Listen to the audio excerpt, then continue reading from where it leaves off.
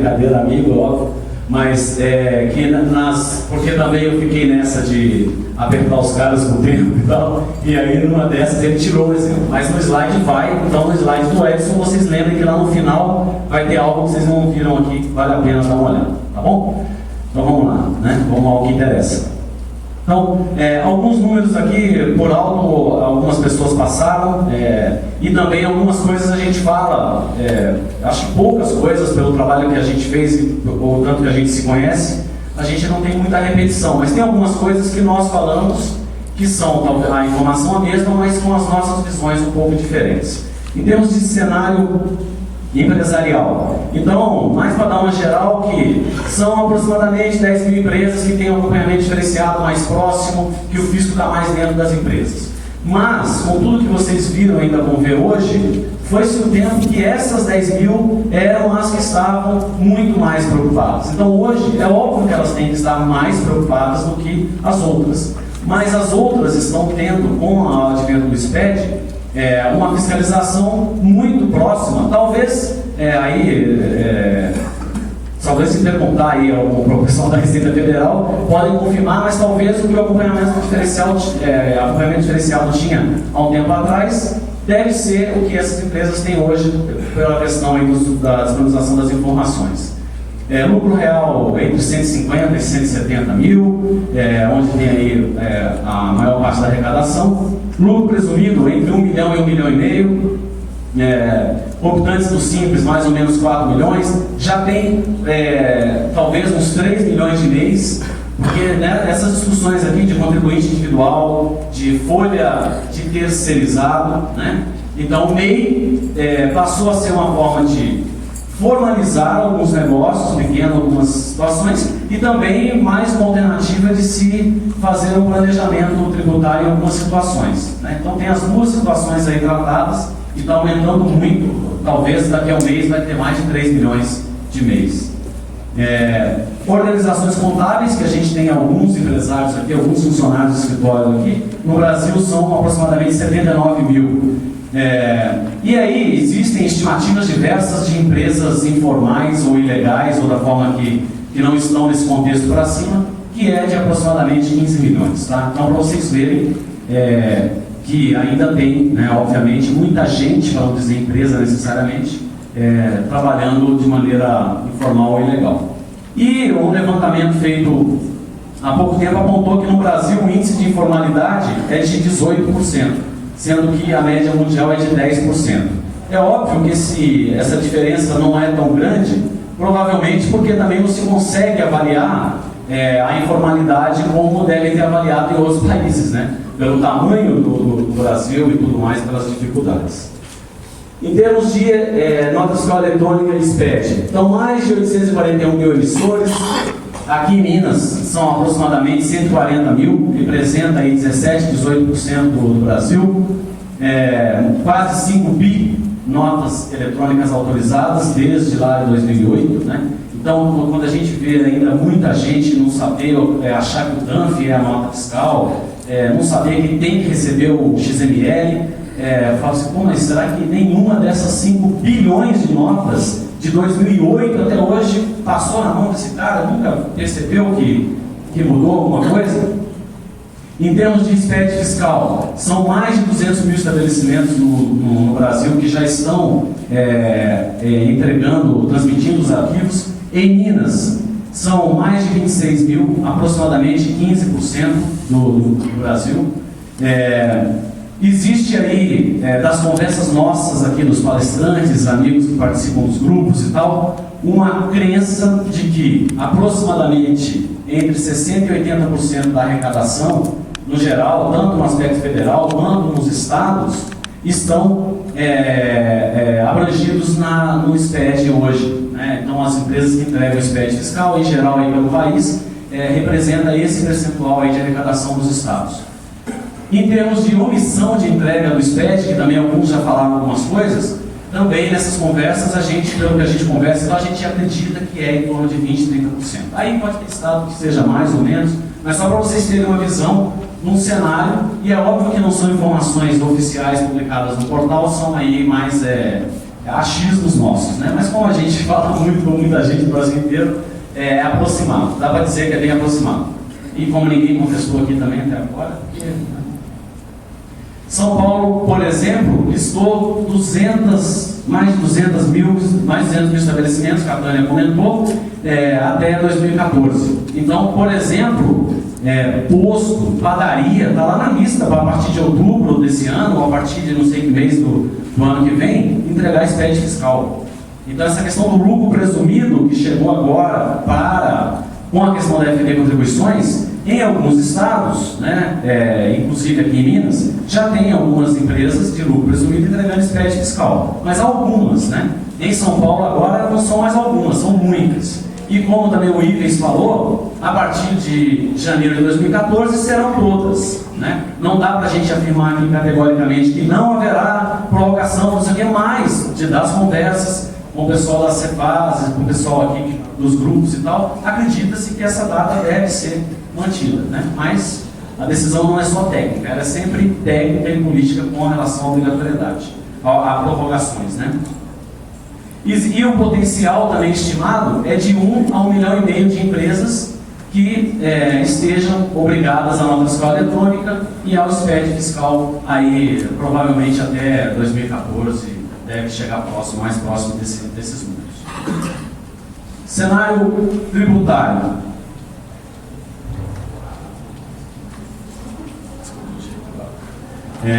Mais de 90 tributos, mais de 4 alterações por hora útil. Então, para nós que estamos aqui desde ontem de manhã, né? Então, 32 alterações ontem, 32 hoje, 64, mais ou menos, né? Pode ter tido 100 ou 25, com certeza é muita alteração. Por exemplo, em janeiro mudou a TIPTEC e daquelas mais ou menos 14 mil NCMs, 12% tiveram alteração. Então, só para mostrar que tem alterações o tempo todo e tem alterações que acontecem em alguns momentos, como a TIP, que se não me falha a memória, foi em 2006 a última renovação dela. Mais de 100 documentos fiscais, mais de 170 obrigações acessórias. Então, aqui está uma das nossas esperanças, né, com o SPED, é de reduzir, pelo menos tirar esse zero aqui no final, né? Porque falar que vai ser 1, 2 ou 3, eu acho que não é verdade, né? Até pelo que a gente já vê hoje que tem. Então, que seja 15, 17 ou 20, mas assim, 170, e empresas que têm filiais em muitos, ou não precisa ser muitos, em vários estados, com certeza umas 40, 50 entregas. Se parar para listar, vai chegar. E aí, quem tem filiais em todos os estados, com certeza vai para 70, 80, né? A gente aqui de cabeça, se começar a contar, nós vamos chegar aqui umas 80, aqui, juntando todos nós aqui. E aí tem um estudo que sai sempre, os sites dos jornais sempre voltam à tona com esse estudo, que na verdade diz que o Brasil gasta mais de 2.600 horas por ano, né, as empresas, só para cumprir as obrigações principais e acessórias, e sem contar as 170, contando as principais obrigações acessórias. Então, é óbvio que tem empresa que gasta mais ou menos, mas é para a gente ter uma visão de que realmente as empresas têm um custo muito alto para cumprir as obrigações. Mas por quê? Né? Por que tem tanta obrigação acessória? Né? Porque o principal gera 1 trilhão, né? Ou 1,5 trilhão com os números do impostômetro, que abrange um pouco mais do que o apresentado pela Receita Federal, de tributos. Ou seja, de 30% a 40% que passa nas empresas, né, do faturamento das empresas, das operações, são tributos ou contribuições. Como o Fábio falou ontem aqui, tem gente que ainda diz que não percebe que INSS também é tributo, né, uma contribuição. Então, é muita coisa. Quando você considera o trabalho do departamento pessoal, o trabalho da área fiscal, contábil, tecnologia em cima dessas coisas todas, realmente a gente pensa que aquelas 2.600 horas tem realmente um fundamento. Com toda essa questão de crise, de economia não tão forte e tal, no ano passado, 10% foi o crescimento da arrecadação no Brasil e no estado de São Paulo, como exemplo, por ser o maior estado da federação. Né?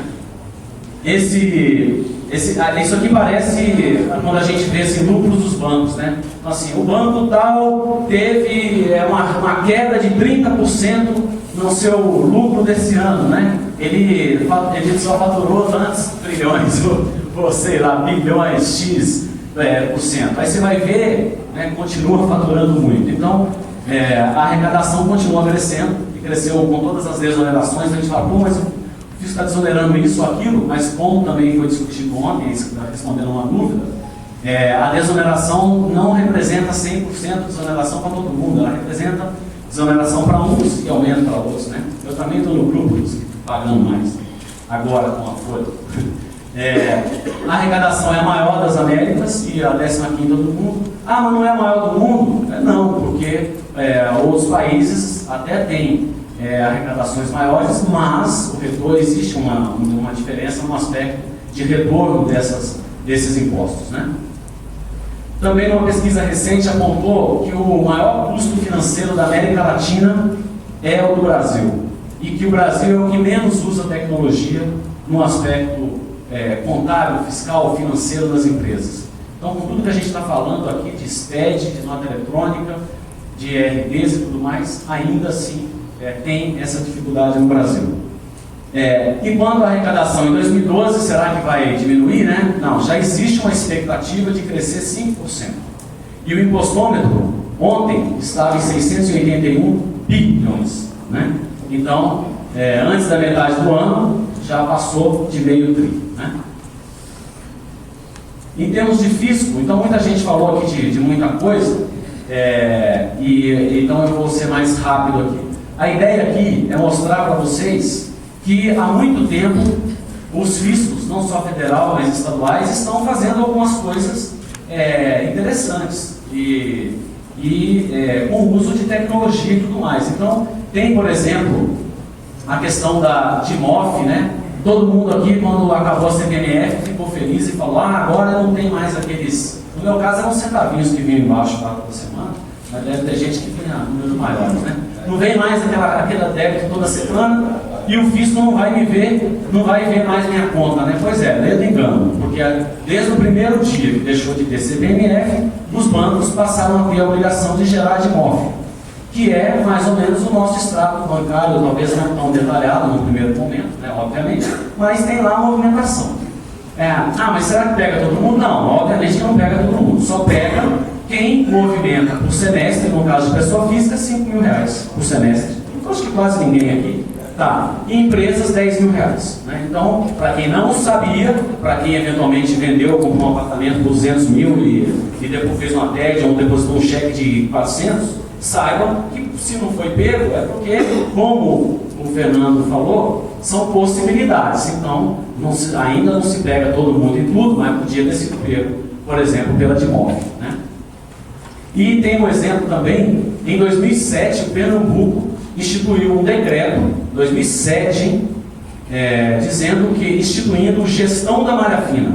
Então, dizendo assim, nós vamos cruzar aqui cartão de crédito, CEF, SPED, que eles não fazem parte como, do projeto em si, do SPED fiscal, mas no decreto desde 2007 ele já mencionava por acessar os dados do SPED, que seriam transmitidos. Vamos cruzar e já colocou lá um exemplo de algo automático, dizendo assim, no cruzamento digital tem um valor X para pagar. Esse é um decreto de 2007 que dá exemplo de possibilidades. E aí aqui tem alguns exemplos de Minas Gerais criou um software chamado auditor eletrônico há alguns anos, e em 2008 disponibilizou para 22 estados e depois disponibilizou para mais outros. Bahia, através de uma parceria com o Instituto Ético e com a Microsoft, trabalhou no BI fiscal, de nota fiscal eletrônica, evoluiu bastante, compartilhou, no ano passado começou a compartilhar com os outros estados. Aí o que eu fiz, né? Eu peguei lá no meu blog, no dia 24 de maio até o dia 14 de junho, algumas notícias que falassem de mudanças e de evolução do fisco. Então, olhem que eu enchi a página, eu tive que parar, indo do dia 14 para trás, eu parei no dia 24, 20 dias corridos. Então, tem aqui exemplos diversos, né? Então, implanta domicílio tributário eletrônico, que é tipo o ECAC, realizou operação X, moderniza sistemas de impostos fiscais e por aí vai. Então percebam que não é só SPED, os fiscos todos estão trabalhando em melhorias diversas. E quanto aos custos e os alvos em termos de sonegação. Então esse é um slide que eu peguei na apresentação do Geraldo do Rio Grande do Norte, que já foi muito citado aqui. Além do Geraldo tem o Luiz Augusto, que é a pessoa que mais responde os e-mails e tal, aquelas tais orientações que o Ivan citou. Então, assim, uma coisa fantástica. Eu tive lá numa reunião do Rio Grande do Norte com as empresas, que as primeiras que entregaram o SPED fiscal, uns 4 anos atrás, e o trabalho deles realmente é uma coisa assim de educativa mesmo, de falar para as empresas, nessa primeira reunião que eu tive, eles falaram, vocês vão entrar a partir de amanhã, acho que lá chama área virtual, se não me falha a memória, que é o domicílio eletrônico, e vocês têm 15 dias para identificar, corrigir as diferenças que apareceram. Depois desses 15 dias, se não for corrigido, aí vai para a área de fiscalização. Por enquanto a gente nem viu, a área de fiscalização nem viu os arquivos, então é só a parte do projeto. Então, e também já vi a Secretaria da Fazenda de São Paulo apresentar esse slide. Também uma das coisas que comentaram ontem, essa questão das secretarias, do fisco está se preparando ou não. Então, eu queria lembrar, comentar com vocês que eu fiz uma palestra na Secretaria da Fazenda de São Paulo no ano passado, por exemplo. Eles pediram para ter a visão do contribuinte em relação ao que o fisco está fazendo. Então, talvez nem tudo seja tão divulgado, mas assim, eles estão muito avançados, mais do que a gente imagina. Aquele fiscal que não sabe muito bem, que é o que está fazendo, eu não vejo hoje. O pessoal do grupo, inclusive tem palestrantes, tem gente que escreve livro, tem professores, mestrados internacionais e por aí vai. Quem está envolvido nesse processo de evolução. Qual que é o objetivo do fisco, né? Ter todo mundo como bom contribuinte, porque aqueles 1 trilhão de arrecadação vem maior parte daqui. Aqui, esse é o interesse dele. Então, para que todo mundo esteja aqui, ele tem uma estratégia, como as empresas têm uma estratégia para qualquer negócio, de fazer, de levar os contribuintes que não estão aqui para cá. Então, aquele cara que sonega sempre é o que a gente vê aí em alguns casos de parceria com a Polícia Federal, vai lá, apreende, faz um monte de coisa, nem tudo a gente fica sabendo também, você fica sabendo quando é alguém famoso e tal, mas acontece, né? Com empresas menores, e por aí pelo Brasil todo. E aquele cara que é o sonegador eventual, quem é o sonegador eventual? Qualquer um de nós quando erra. Então é indício de sonegação. Então, eu sem querer, eu declarei lá a minha mãe na minha declaração como minha dependente, e meu irmão fez o mesmo. Né? Pode ter sido sem querer, ou pode não ter sido sem querer. Para o fisco, nós dois cometemos o indício de sonegação. Né? Aí, se a gente olha como esse exemplo, hoje, depois que você entrega a declaração do imposto de renda da pessoa física, você já consegue ver isso, talvez em uma semana, ou 15 dias, ou 20, essa informação aparece na sua, dizendo, o dependente foi declarado, não lembro exatamente os termos, mas foi declarado em mais de uma, foi apontado em mais de uma declaração. Então, esses erros, né, sejam eles intencionais ou não, são indícios de sonegação. Então, aqui o fisco faz um trabalho mais de educação, né? Então alguns são mais ou menos, pegam mais ou menos na questão de educação. Fiscalização, controle e obviamente autuação também, né? Um outro slide também dessa apresentação do Geraldo fala da mudança do fisco. Então muita gente acha que os fiscais estão trabalhando só aqui do lado esquerdo. Então, eu estou lá em Uberaba e lá estou entregando o Sintec de 2007, 2008, 2009. Vocês falam tanto de SPED que a gente tem que ter atualizado, saber o que está mudando, o cara está pedindo, né, se integra. Enquanto não chegarmos 100% no hoje, a gente vai conviver com o ontem e o hoje. Então, tem um grupo trabalhando aqui e tem outro grupo trabalhando aqui. Né? Então, você pode receber um questionamento de uma nota eletrônica que você emitiu hoje de manhã, e enquanto você está entregando um arquivo de 2007. Normal, tranquilo. Então tem que ter a visão de que esse aqui é o ambiente que a gente está convivendo. Se não ainda 100%, uma hora vai ser. Nunca vi nada disso aqui. Uma hora você vai ver, uma hora vai chegar lá. Pode não ter chegado ainda, mas vai chegar. Porque com certeza o volume de empresas que conseguem ser fiscalizadas, o Tonelli, na palestra dele, ele costuma dar um exemplo de quanto tempo se gastava para conseguir ter um arquivo de diretoria bom para ser fiscalizado e quanto que se gasta hoje com o expediente contábil. Então, se aqui, por exemplo, um grupo fiscalizava 20 mil empresas, aqui vai fiscalizar 40, 100 mil, 200 mil, não sei, porque tem muito mais velocidade, né? E aí também teve um levantamento que o BPT fez em autos de infração de 2006, 2007, 2008 e chegou à conclusão, por esse levantamento, que aproximadamente 27% das empresas no Brasil tem indício de sonegação. O termo sonega não é 100% verdadeiro. E isso representa aproximadamente 200 bilhões de reais. Então vejam, autos de infração de 2006 a 2008, 3 anos, e ainda nem todos, obviamente, foram ou serão realizados, 200 bilhões, né? E a arrecadação é de 1 trilhão, 1 trilhão e pouco. Então, realmente, a maior parte da arrecadação, 90 e tantos por cento, tem do contribuinte que trabalha do jeito normal. E dessas autuações, a maior parte, INSS, que aumentou a fiscalização demais e o critério com a super-receita, né? A junção da Previdenciária com a Receita Federal, e o ICMS, que é o principal em termos de circulação de mercadoria. Aqui alguns exemplos básicos que os brasileiros, né, do passado, e alguns hoje ainda tentam fazer isso: venda com meia nota, não recolhimento de tributos, distribuição disfarçada de lucros, uma coisa que a Receita tem atuado aí em relação a sócios, diretores, etc., e doações irregulares.